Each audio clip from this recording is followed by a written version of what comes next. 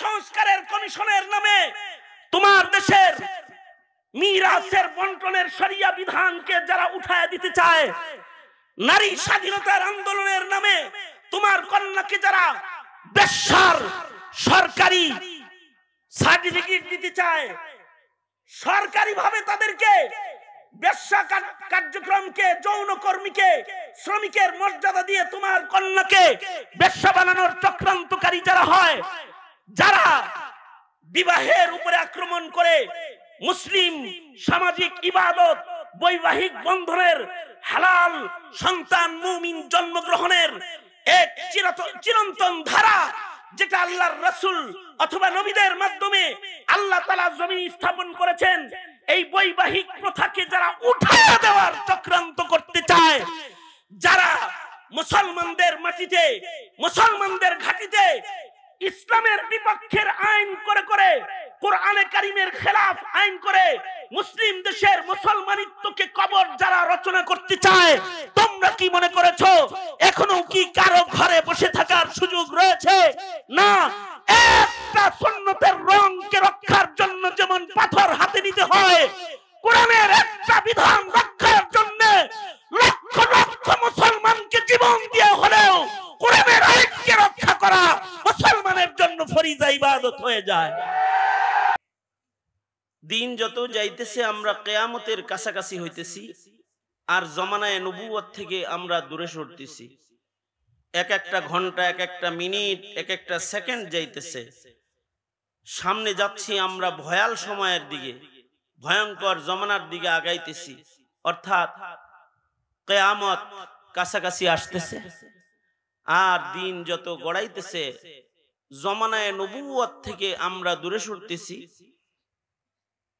এই যে আমাদের দূরত্ব বাড়তেছে, এর দ্বারায় জমিন ও জমিনের মানুষ এবং জমানা সব কম দামি হইতেছে।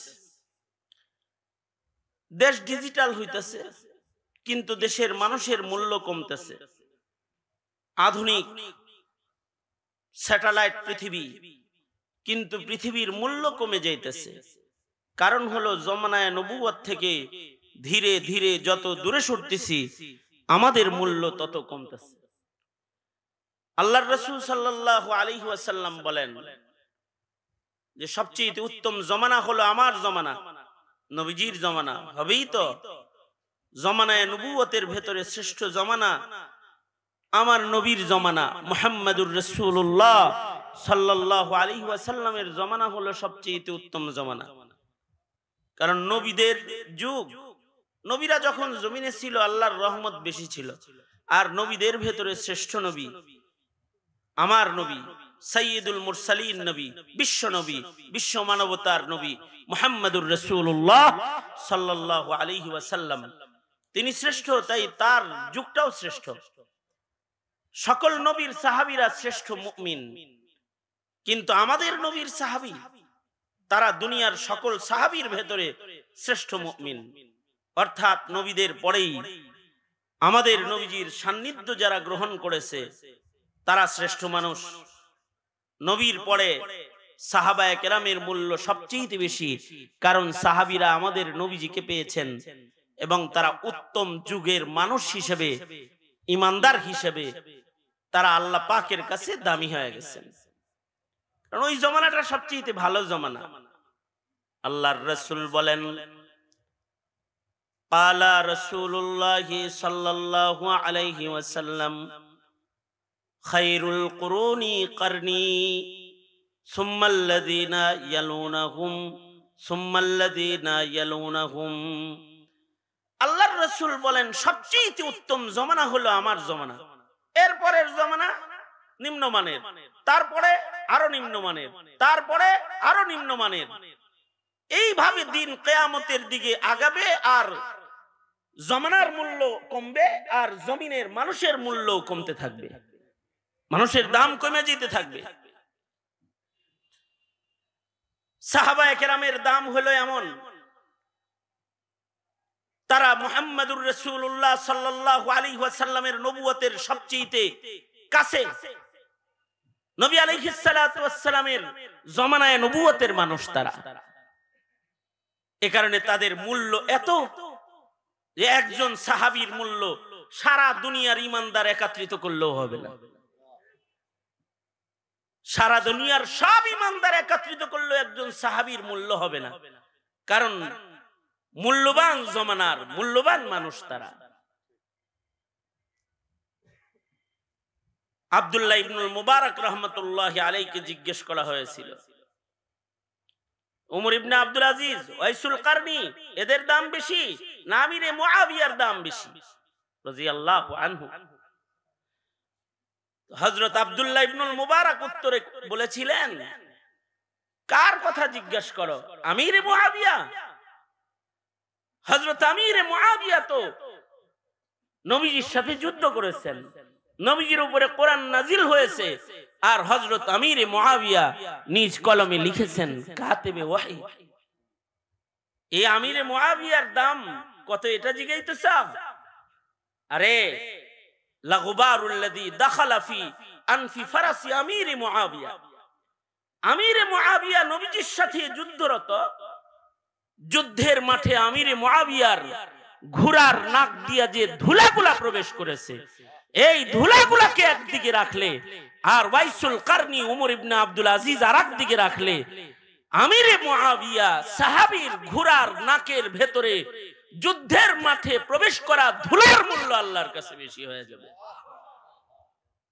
কারণ তারা সাইয়্যিদুল মুরসালিন নবীকে দেখেছে, মুহাম্মাদুর রাসূলুল্লাহ সাল্লাল্লাহু আলাইহি ওয়াসাল্লামকে তারা দেখেছে। এ কারণে আদনা থেকে আদনা একজন সাহাবী ঈমানের সাথে যারা আল্লাহর রাসূলকে দেখেছেন তার ঈমান তারকার মতো। এ কারণে আল্লাহর রাসূল বলেন, আসহাবি কান নুজুম, আমার সাহাবীরা সবাই তারকার মতো। हम फख्र से कहते हैं हमारे है सहाबा, वल्लाह हमें जान से प्यारे है सहाबा। उस चांद जो रोशन हुआ, उस चांद जो रोशन हुआ बतहा के उफ़क़ पर, उस चांद के ताबंद सितारे है सहाबा, उस चांद के ताबंद सितारे है सहाबा। আকাশে 14 দিনের পূর্ণিমার তারকাকে, পূর্ণিমার চাঁদকে, আলোকোজ্জ্বল চাঁদটাকে দেখতে কত সুন্দর লাগে, ঠিক চাঁদের পাশে তারকাগুলোকেও কত সুন্দর লাগে। কেমন যেন এই চাঁদের পাশে তারকার আলোগুলোকেই মানায়, পৃথিবীর আর কোনো বাতিকে মানাবে না সেখানে।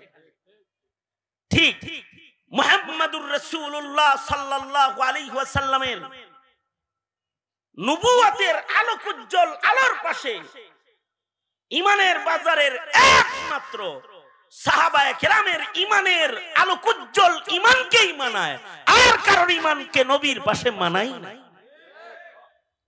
নবীজির প্রত্যেকটা সাহাবীর ঈমান ছিল এরকম।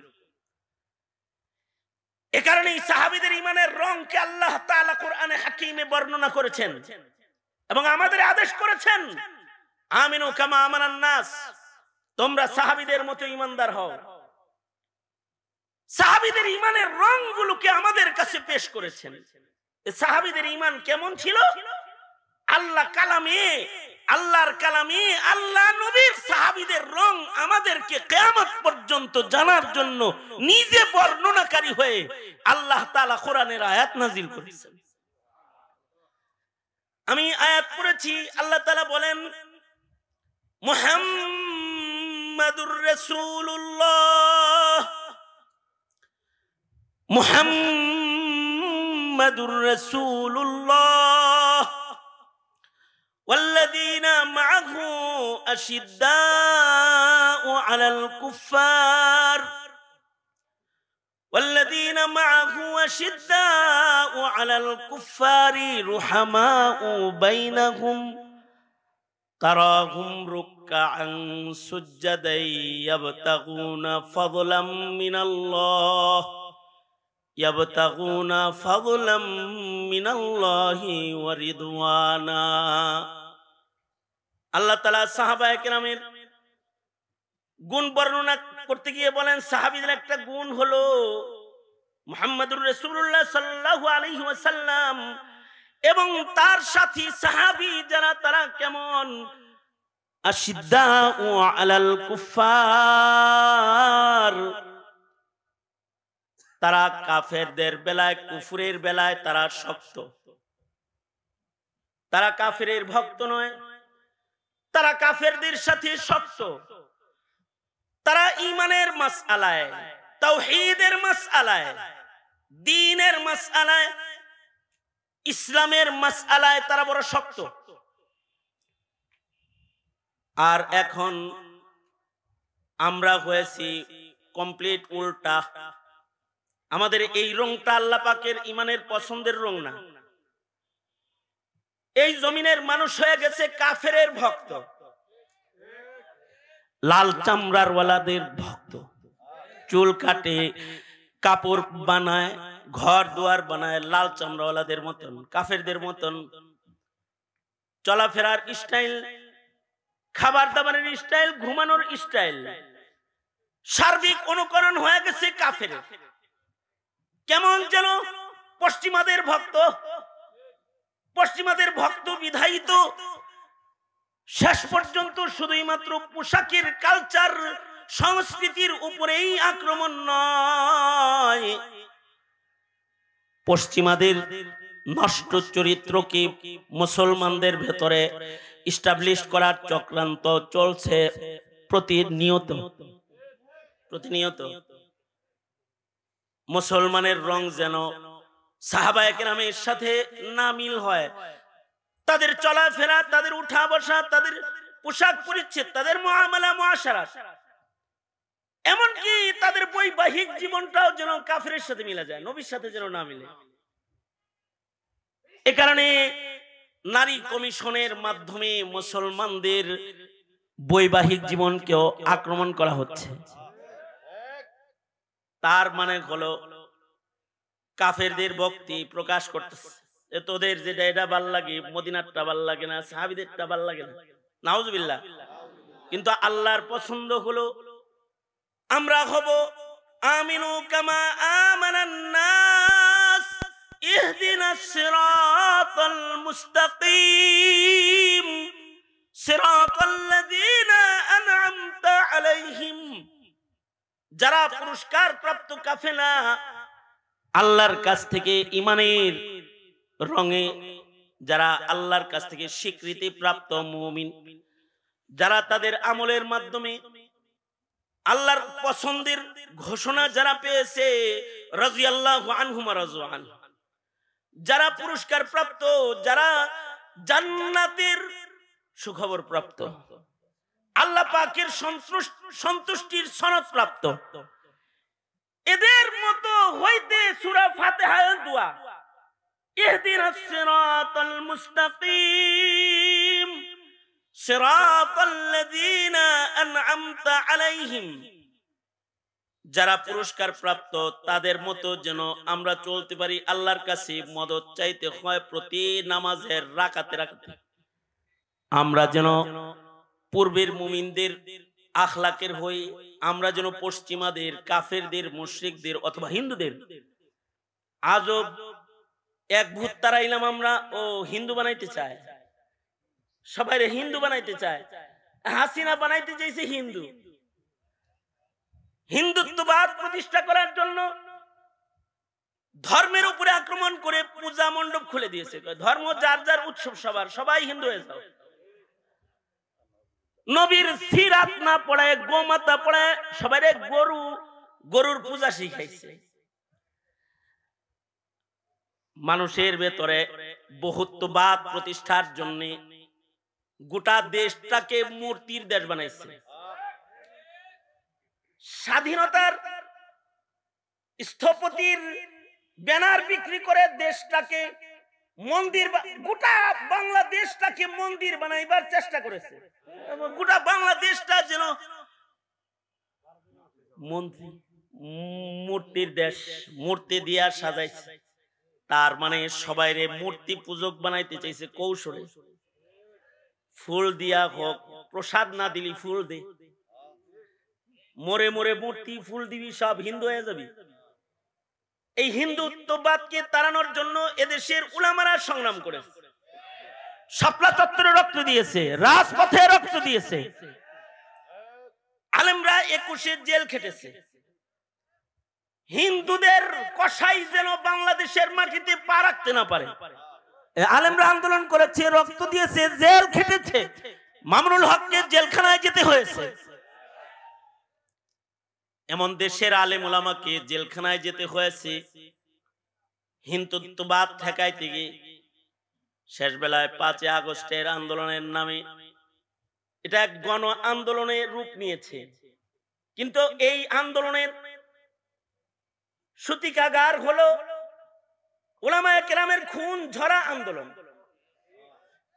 এটা পরবর্তীতে আওয়ামী লীগ খেদাও আন্দোলনে রূপান্তরিত হয়েছে। হাসিনা হেলিকপ্টারে চলে পালায়া চলে গেছে। এই দেশের কোন মূর্তি কোন আলেমের বাঙ্গা লাগে নাই।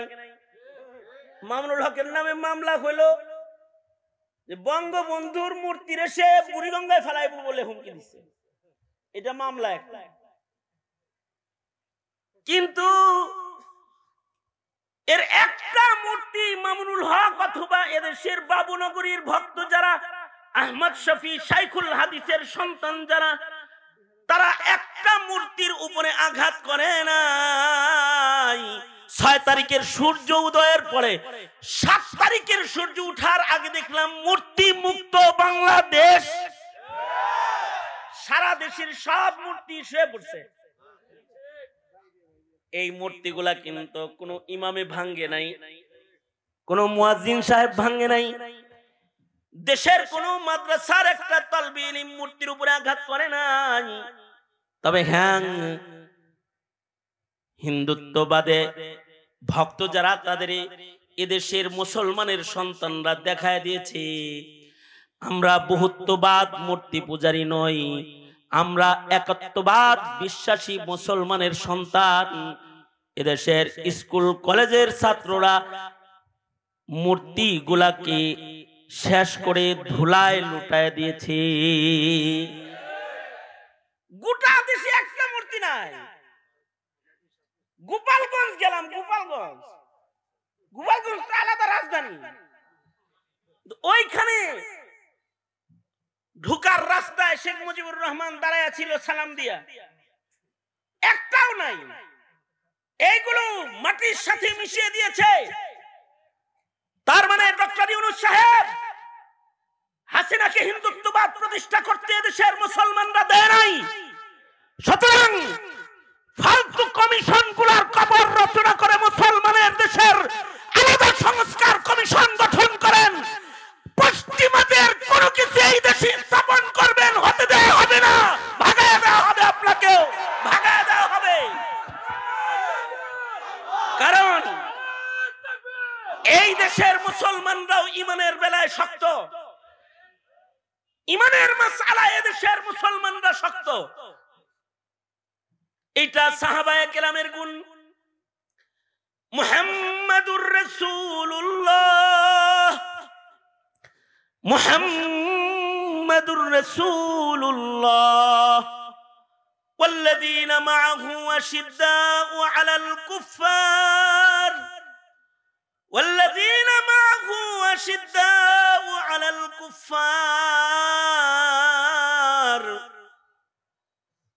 আমাদের নবী আলাইহিস সালাতু ওয়াস সালাম তাওহীদের বেলায়, ঈমানের বেলায়, কুফরের বেলায় বড় শক্ত। সাহাবীরাও কুফরের বেলায় বড় শক্ত। আল্লাহর রাসূল সাল্লাল্লাহু আলাইহি সাল্লামের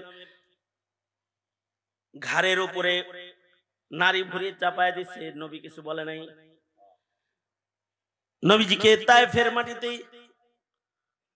পাথরে পাথরে রক্তাক্ত করেছে, নবীজি কিছু বলেন নাই। উহুদের ময়দানে নবীজিকে আঘাত করেছে, দান্দান মুবারক শহীদ হয়ে গেছে, তাও কিছু বলেনি। উহুদের ময়দানে যখন সরওয়ারে দু আলম নবীর দান্দান শহীদ হয়ে গেল, নবীজি প্রস্তরের আঘাতে গর্তের ভিতরে পড়ে গেলেন। সাহাবায়ে কেরাম নবীজিকে পাহারা দিতেছে। উহুদের ময়দানের যুদ্ধের একটা অংশে মুসলমানরা মার খেয়েছে।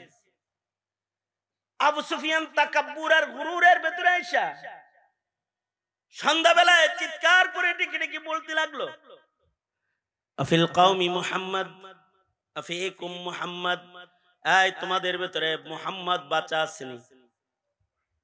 নবীজি বললেন, আমারে গাইলেতেছে, ডাকতেছে, তোমরা কোনো আওয়াজ দিও না। ব্যক্তিকে গালি দিতেছে, আওয়াজ দেওয়ার দরকার নেই, চুপ থাকো। আবু সুফিয়ান বলে, মুহাম্মদ মনে হয় নাই, তাহলে তো আওয়াজ দিত রে। আফিকুম ইবনু কুহাফা, এই তোমাদের ভিতরে আবু বকর আসেনি? নবীজি বললেন, আওয়াজ করো না আবু বকর, চুপ থাকো। আবু সুফিয়ান বলে, ইবনে কুহাফাও বাঁচা নাই, এটাও গেছে।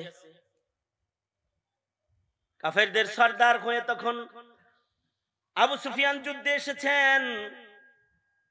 তারপরে বলতেছে, আফিকুম ইবনুল খাত্তাব, আফিল কওমি উমর, এই তোমাদের ভিতরে কি উমর বাঁচা আছেন? আল্লাহর রাসূল বললেন, উমর চুপ থাকো, আওয়াজ দিও না, চুপ করে থাকো।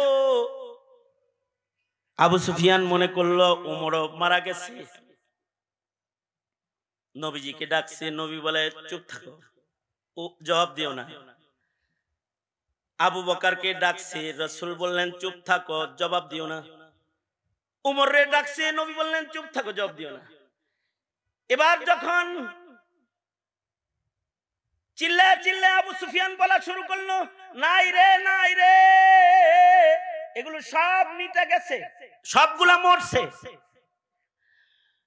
হযরত উমর তো গরম মেজাজের মানুষ, সাহাবায়ে কেরামের ভিতরে গরম যারা, হযরত উমর গরম। এই কারণে হযরত উমর যে পথে হাঁটে, শয়তানও হাঁটে না। সবার মেজাজ এক না। হযরত উমর গরম, সব সাহাবীরা চুপ রয়েছে, কিন্তু হযরত উমর আর চুপ থাকতে পারে নাই। হযরত উমর ডেকে বললেন, ওই যে বলছে যে নবীও মরছে, সাহাবীও মরছে, হযরত উমরের ভেতরে আঘাত আসছে, আর ঠিক থাকতে পারে নাই। নবীজির প্রেমে হযরত উমর ডেকে বললেন, এই আল্লাহর দুশমন, তুই যাদের নাম উচ্চারণ করেছিস কেউ মরে নাই, তোদেরকে নাস্তানাবুদ করার জন্য সকলকে আল্লাহ তাআলা বাঁচায় রাখছে, আমরা সব বাঁচা আছি। হযরত উমর বললেন, এই আল্লাহর দুশমন, আমরা সব বাঁচা আছি। আবু সুফিয়ান এবার হযরত উমরের কথার উত্তর দিতেছে, ও বাঁচা আছো না? বাঁচা থাকলে কি হইব? তোমরা দুর্বল, আমরা সবল। লানাল উজ্জা ওয়ালা উজ্জা লাকুম, লানাল উজ্জা ওয়ালা উজ্জা লাকুম। আমাদের জন্য উজ্জা নামী মূর্তি আছে, বুত আছে, তোমাদের জন্য উজ্জা নামী বুত নাই। আবু সুফিয়ান বলে, বাচ্চা থাকলে কি হইব তোমরা?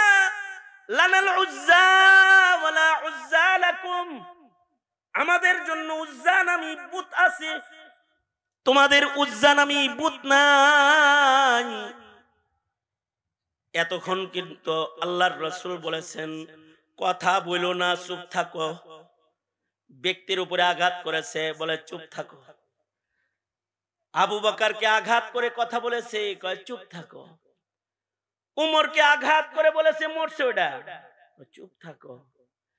কিন্তু এবার যখন আবু সুফিয়ান বলে, লানাল উজ্জা ওয়ালা উজ্জা লাকুম, অর্থাৎ মূর্তিকে যখন তাওহীদের উপরে তুলে ধরেছে, এবার আল্লাহর রাসূল বলে, উমর চুপ ছিলা, এখন আর চুপ থাকার সময় নাই, জবাব দাও। উমর বলে, কেমনে জবাব দিমু? আল্লাহর রাসূল জবাব নিজে শিখায়া দিয়া বলে, বলো, লানাল মাওলা ওয়ালা মাওলা লাকুম। এই আল্লাহর দুশমন, আমাদের জন্য আল্লাহ আছে, তোদের জন্য আল্লাহ নাই। আমাদের জন্য মাওলা আছে, তোদের মাওলা নাই। তার মানে ব্যক্তির উপরে আঘাত করলে পরে রাসূল কিছু বলে না, কিন্তু তাওহীদের উপরে আঘাত করলে রাসূল তখন ছাড়ে না, সাহাবী তখন ক্ষত বিক্ষত দেহেও ছাড়ে না। ঠিক ওইরকম দেশের মুসলমানরা আমাদের টাকা পয়সা চুরি করে বিদেশ নিয়ে জমা করছে, আমরা কিছু বলিনি। রিজার্ভ ফান্ড খালি করে লয়ে গেছে, তাও কিছু বলি নাই। দেশের বিভিন্ন জায়গায় আমাদেরকে ক্ষতিগ্রস্ত করেছে, জনতার হক নষ্ট করেছে, আমরা কিছু বলি নাই। অথবা আমাকে কাঠমোল্লা কইছে, তাও কিছু বলি নাই। আমাদেরকে মধ্যযুগী বলে গালি দিছে, তাও কিছু বলি নাই। আমাদের আলোচনা বন্ধ করতে চেয়েছে, তাও কিছু বলি নাই। আমাদের ব্যক্তির উপরে আক্রমণ করেছে, তাও কিছু বলি নাই। ওরা গালাগালি করছে, হুজুররা বুখারী শরীফ পড়াইছে, অথবা মসজিদে নামাজ পড়াইছে, মিম্বরে খুতবা দিয়েছে, কিন্তু এই শয়তানের দলেরা যখন ইসলাম নিয়ে টানাটানি শুরু করছে, তখন নবীর সুন্নত হয়ে গেছে, এখন আর চুপ থাকার সুযোগ নাই। যেই ঠান্ডা মৌলবী নামাজ পড়াইতো, সেই ঠান্ডা মৌলবী গরম হয়ে শাপলা চত্বরে যে কোমরে গামছা বাঁধে দাঁড়াইছে, অথবা রাজপথে দাঁড়ায় গেছে, অথবা সে জনতার মঞ্চে গিয়ে দাঁড়ায় গেছে, গুলি করো, আমাকে মারো, দিন মারতে দিব না, আমার রক্ত নিতে পারবা, দিনের ঝান্ডা ভুলঙ্ঘিত করতে দেব না। কারণ এটার নাম ঈমান। এই ঈমানের দস্তরখানে বুক টান করে দাঁড়ায় যেতে কিচ্ছু লাগে না, না অস্ত্র লাগে, না তরবারি লাগে, তখন শুধু লাগে ঈমান, লাগে আল্লাহ। তখন মুমিনের হৃদয়ে থাকে লানাল মাওলা ওয়ালা মাওলা লাকুম। যারা অস্ত্রের রাজনীতি করে, যারা ক্ষমতার রাজনীতি করে, যারা সমর্থনের রাজনীতি করে এই দেশে, তারা মনে করে দেশের দাড়িওয়ালা, টুপিওয়ালা, পাঞ্জাবিওয়ালা এদের কাছে কি আছে? তসবিহ আর মিসওয়াক ছাড়া কিছু নাই। আমাদের জন্য ভারত আছে, আমাদের জন্য আমেরিকা আছে। তাদেরকে বলছি, তোমাদের ভারত থাকতে পারে, তোমাদের আমেরিকা, তোমাদের রাশিয়া, তোমাদের চীন থাকতে পারে, কিন্তু লানাল মাওলা ওয়ালা মাওলা লাকুম। মুমিনের সাথে আল্লাহ আছে। এই মুমিনের কাফেলার সাথে কেউ যদি লাগতে আসে, এই মুমিনের কাফেলাকে কেউ যদি আঘাত করে, এই মুমিনের কাফেলাকে কেউ যদি নির্যাতন করে, ইতিহাসের পাতায় সে যত বড় শাসক হোক, সে টিকতে পারে নাই, টিকতে পারে নাই, টিকতে পারে নাই। এই উলামায়ে দ্বীনদের কাফেলা যারা আছে, এদের হাতে অস্ত্র নাই, এদের সাথে ভারতের সমর্থন, আমেরিকার সমর্থন এগুলো নাই, কারণ এগুলো তাদের দরকার নাই। তাদের সাথে আছে কে? জোরে আওয়াজ করে বলেন, আরো জোরে আওয়াজ করে বলেন, জোরে আওয়াজ করে বলেন, কে আছে? তাদের সাথে আছে আল্লাহ। কারণ মুমিনের সাথে আছেন আল্লাহ। মুমিনের যদি খালি ঈমানটা থাকে, বিজয়ের মালা মহান আল্লাহ পরাইবেন। আল্লাহর ওয়াদা, ওয়ালা তাহিনু ওয়ালা তাহিনু ওয়ালা তাহজানু ওয়া আনতুমুল আ'লাউনা ইন কুনতুম মুমিনিন। আল্লাহ বলেন, তোমাদের যদি ঈমান থাকে, ঈমান নিয়ে যদি তোমরা সামনে বাড়ো, তোমাদের আর কিছুই লাগবে না, বিজয়ের মালা তোমাদের গলায় পরায়া দেব আমি আল্লাহ। সুতরাং দ্বিতীয় বৃহত্তর মুসলিম দেশের বাংলাদেশের মুসলমানের ঈমানি কাফেলা আমন্ত্রণ জানাই, বারবার উলামায়ে কেরাম আমন্ত্রণ জানায়, শাহাদাতের দস্তরখানে অথবা মুখে নারে তাকবীরের আওয়াজ আর বুক ভরা ঈমানি জজবা আর শক্তিওয়ালা কাফেলার মিছিলে তোমাকে শামিল হতে আহ্বান করে। কারণ এই কাফেলাই সেই কাফেলা, যেই কাফেলার নেতৃত্বে হিন্দুস্তানে আবার কালিমার পতাকা উড়বে, গাজওয়াতুল হিন্দে মুসলমানদের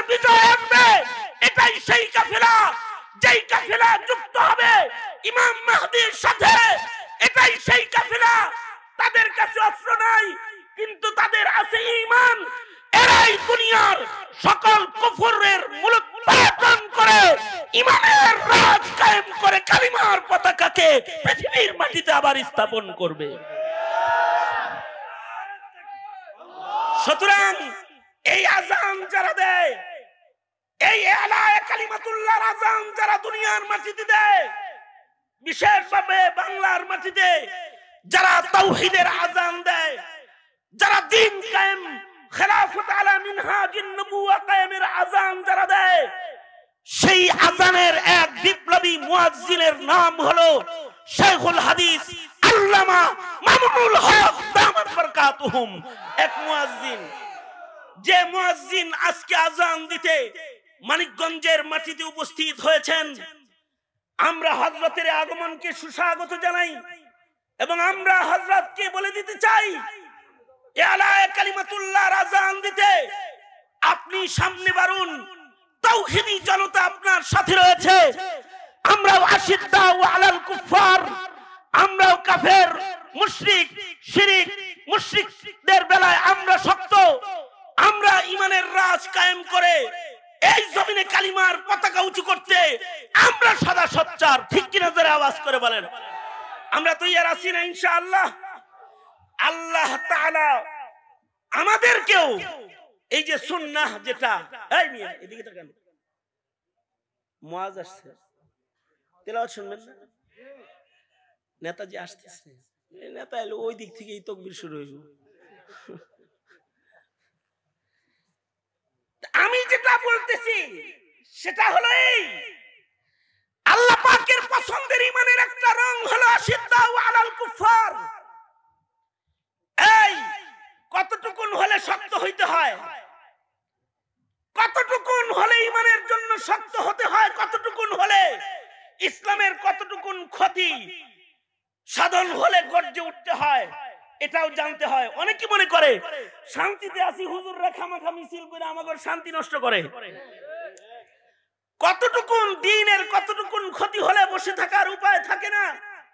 তাহলে শোনো, সাহিবুন নালাইন, সাহিবুস সিওয়াক সাহাবী হযরত আব্দুল্লাহ ইবনে মাসউদ রাদিয়াল্লাহু আনহু, তিনি মসজিদে নববীতে প্রবেশ করেছেন। আর মসজিদে নববীতে একদল ইশরাকের নামাজ জামাতের সাথে পড়তেছে। ইশরাকের নামাজ তো জামাতের সাথে রাসূল পড়তে বলেছে প্রতিদিন সবাইকে। কি কথা কন না কেন?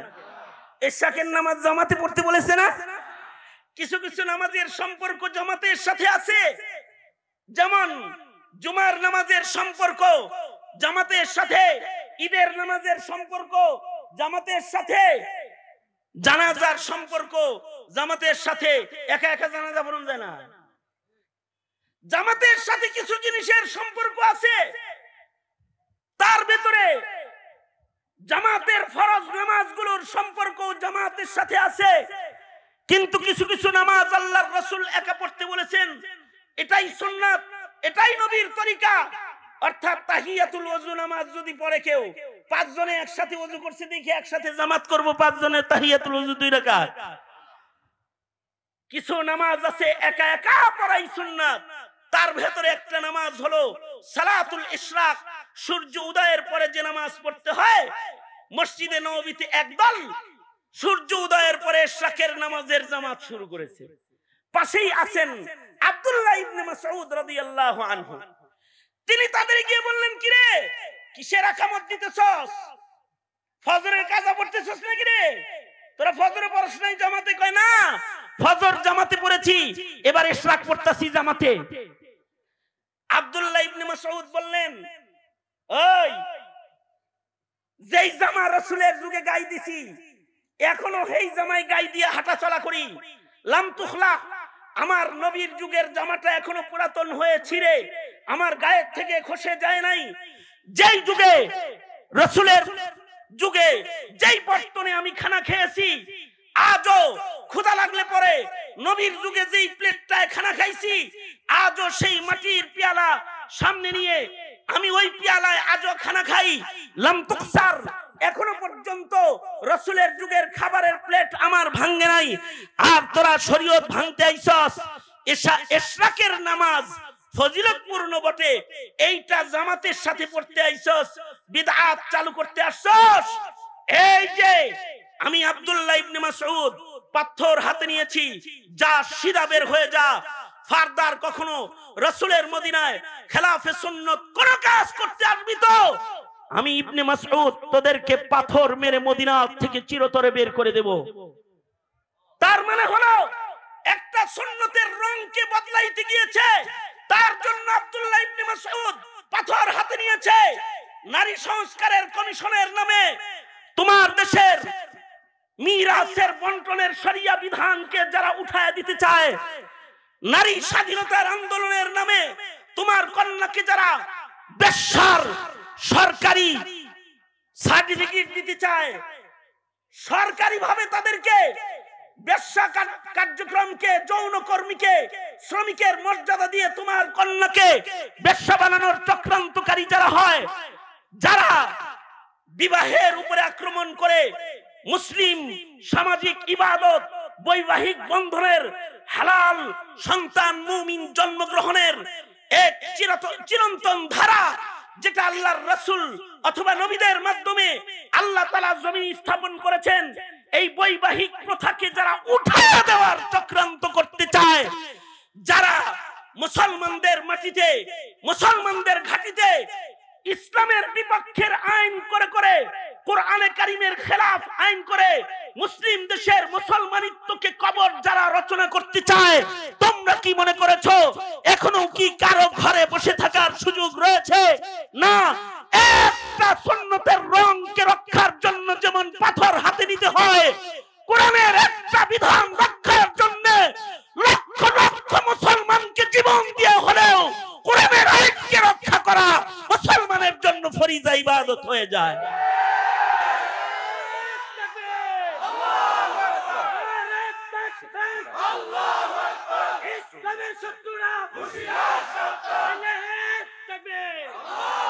কারণ হলো এটাই ইসলাম, এটাই দিন, এটাই ঈমান, এটাই আল্লাহর পছন্দের রং। আশিদ্দাউ আলাল কুফার, কাফেরের বেলায়, কুফরের বেলায়, অনৈতিক কার্যকলাপের বেলায়, ইসলামের মুখালাফাতকারী অপশক্তির মোকাবেলায় মুসলমানকে শক্তই হতে হয়। এ কারণেই মামুনুল হক শক্ত হয়ে গর্জন দিয়ে সাহাবীদের আদর্শ নিয়ে দাঁড়ায় যায়। এ কারণেই এদেশের উলামায়ে কেরাম বুক টান করে বাতিলের মোকাবেলায় রাজপথে দাঁড়ায় যায়। যদি এটাই হয় আল্লাহর পছন্দের ঈমান, তবে জিজ্ঞাসা, এহে মানিকগঞ্জের মর্দে মুমিনেরা, তোমরাও কি তাওহীদের জন্য, ইসলামের জন্য বুক টান করে সাহাবায়ে কেরামের মতো সত্য বলতে তোমরাও কি দুর্বার মুজাহিদ হয়ে, দুর্বার বেগে তোমরাও কি দ্বীন কায়েমের মিছিলে শামিল হতে রাজি আছো তো ইনশাআল্লাহ?